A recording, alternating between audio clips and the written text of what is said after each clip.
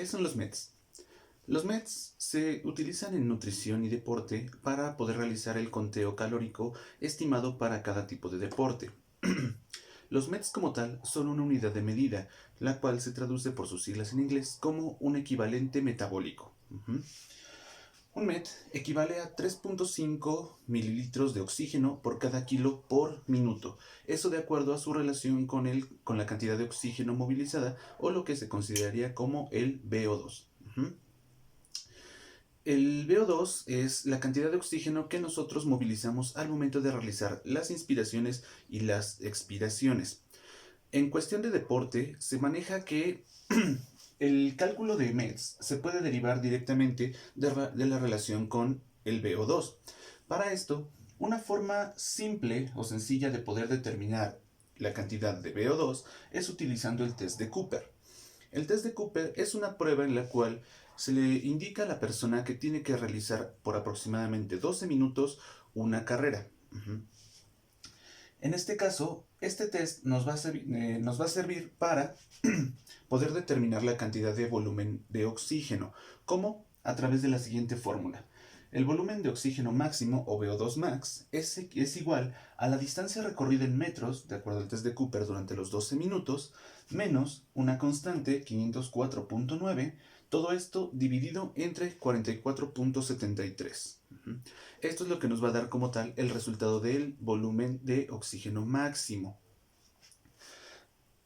Otra de las relaciones que se tienen en relación a la cuestión deportiva es que una de las maneras es determinar que un MET equivale a una kilocaloría por kilo por hora.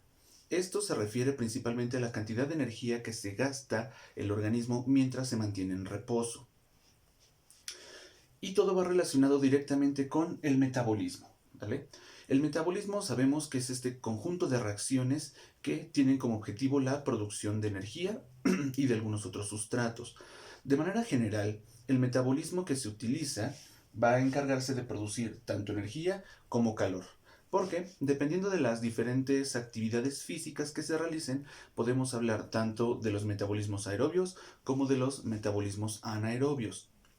Sabemos que un metabolismo anaerobio es aquel que no requiere la utilización como tal del oxígeno, mientras que el metabolismo aerobio es aquel que va a utilizar el oxígeno para que nuestras células puedan aprovechar completamente el principal sustrato energético, que es la glucosa, ¿vale? Entendiéndolo de esta manera, nuestro cuerpo, de manera normal, sin necesidad de hacer ningún tipo de actividad física, realiza su propio metabolismo, que es lo que lo mantiene funcionando en todo momento, a toda hora. Entonces, si yo, al momento de realizar una actividad física, lo que estoy generando es un aumento en la demanda metabólica. Este aumento de la demanda metabólica va a propiciar que mis células tengan que generar o utilizar una mayor cantidad de sustratos para cubrir esta demanda energética. No es lo mismo la persona que hace caminata a la persona que hace a lo mejor una carrera ya un poco más con mayor intensidad. Obviamente el desgaste físico para la persona que hace una actividad con mayor intensidad es mucho mayor. La demanda metabólica que requieren sus células es más grande. Por lo tanto, la cantidad de energía que esta persona va a gastar va a ser mucho mayor. ¿Sale? Por lo tanto, otra de las determinantes de cómo utilizar o cómo determinar el gasto energético en un deportista a través de los METs es considerando el tipo de actividad física que hace. Hay diferentes tablas que nos determinan a cuántos METs equivale cada actividad en específico, pero viéndolo en un panorama general, podemos clasificarlo que las actividades físicas de intensidad moderada nos consumirían un aproximado de 3 a 6 METs, ¿vale? ¿Cuáles son las actividades físicas moderadas? Se consideran básicamente las actividades rutinarias más normales, como caminatas a paso lento, sacar a pasear al perro, realizar actividades, por ejemplo, de jardinería, actividades rutinarias, ¿no? El aseo o incluso cuestiones de construcción muy sencillas en este sentido. ¿Y esto por qué? Porque no necesariamente se tiene que hacer un deporte para que nuestro cuerpo consuma oxígeno, ¿sale? Y por lo tanto se utilizan los METs para determinar ese equivalente metabólico. Sin embargo, La actividad física intensa se considera que es a partir de los 6 METs, ¿sí? Cualquier actividad que nos dé más de 6 METs o gaste más de 6 METs se considera como una actividad física intensa. Dentro de estas encontramos como tal ya los deportes en forma, fútbol, básquetbol, voleibol, ya en cuestión competitiva, con ciertos tiempos estimados. Natación, fondos, y básicamente incluso también hay algunas actividades, por ejemplo, que de albañilería, de construcción, que ya requieren un mayor esfuerzo porque obviamente son más pesadas, ¿vale? Entonces, esto aplica no solamente para la cuestión deportiva, pero es en el área donde más se aplica el cálculo de METs para determinar el estimado calórico de una persona, ¿vale? Por lo tanto, si lo entendemos de esta manera, un resumen rápido en este sentido es, los METs son una de las formas que podemos utilizar para calcular la cantidad de energía que una persona va a gastar de acuerdo a sus actividades diarias, ¿sí? ¿Se pueden gastar METs sin hacer nada estando sentado leyendo un libro? Exactamente sí. Por lo mismo que les comento, nuestro cuerpo de manera normal genera su propio, bueno, produce su metabolismo, lo realiza para mantener una cierta producción de energía, incluso para nuestras funciones vitales básicas, como son el bombeo de la sangre, el latido del corazón, el funcionamiento del cerebro y de los órganos, el resto de los órganos vitales.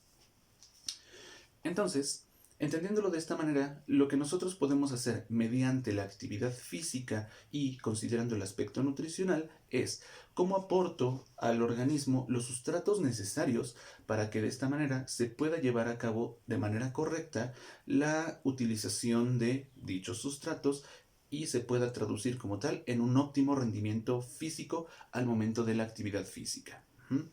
Si lo ponemos en un panorama muy general, bueno, la nutrición se relaciona mucho con la actividad física, porque de ahí depende, uno, tanto la composición corporal del deportista como el, el que reciba la cantidad necesaria de energía dependiendo del tipo de deporte, ¿vale? Tanto para los deportes que son, digamos, deportes rápidos, como para aquellos que son un poquito más, más largos. En este sentido, tomando en consideración también que el tipo de fibras musculares que son con las que se trabajan, ¿vale? Dependiendo si se utilizan más fibras rojas o más fibras blancas, ¿vale?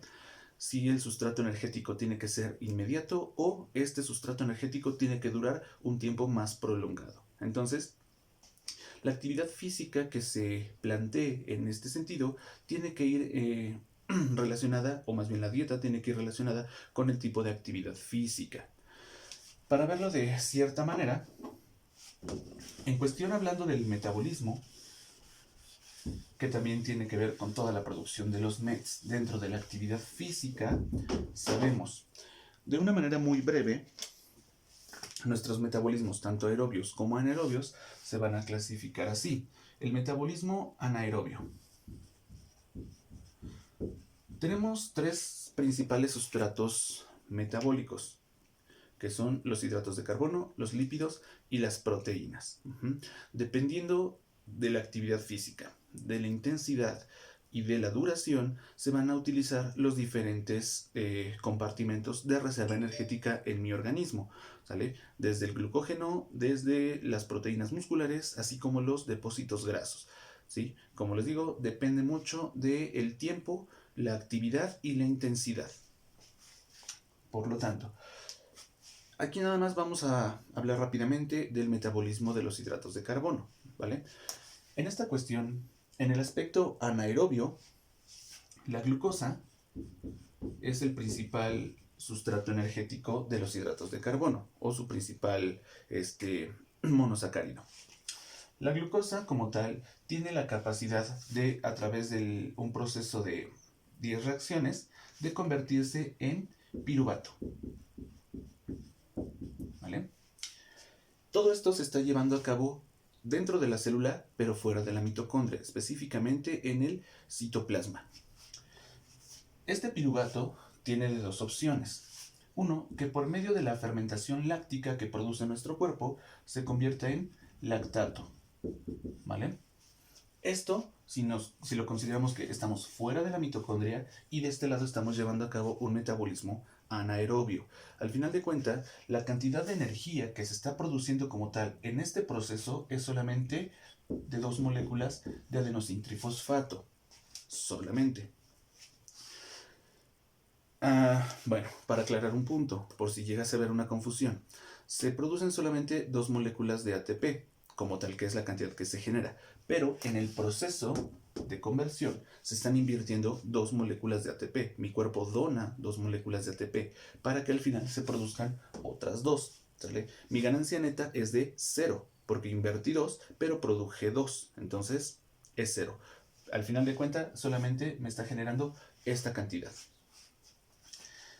Pero el objetivo era obtener esta molécula de piruvato para que, consecuentemente, el piruvato, con apoyo del oxígeno, pueda introducirse dentro de la mitocondria en forma de acetilcoenzima A. Esta acetilcoenzima A formada por el piruvato y por el oxígeno y desprendiendo una molécula de dióxido de carbono, esto ya me va a empezar a generar el metabolismo aerobio, que es donde esta molécula va a iniciar la reacción conocida como ciclo de Krebs.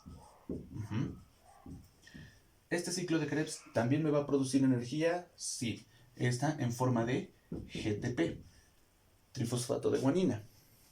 Posteriormente, el ciclo de Krebs aparte me va a producir otras sustancias. Dentro de estas se encuentra el agua y el dióxido de carbono. Consecuentemente, esto también me va a producir unos cotransportadores que son conocidos como NAD y FAD.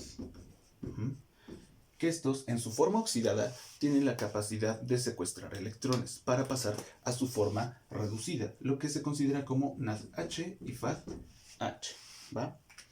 Estos se van a utilizar más adelante en la reacción que seguiría del ciclo de Krebs, que sería la cadena respiratoria o cadena de transporte de electrones.